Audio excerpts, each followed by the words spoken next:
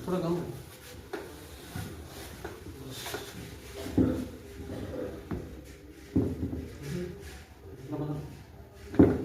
पहले निकल गया थोड़ा था ना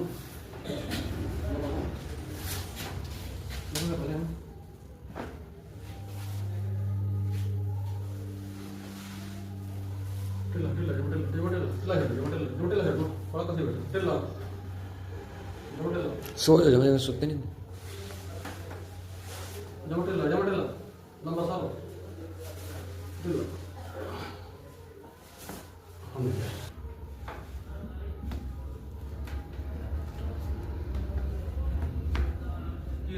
राजवीर सिंह कितों आया बरीवाल मंडी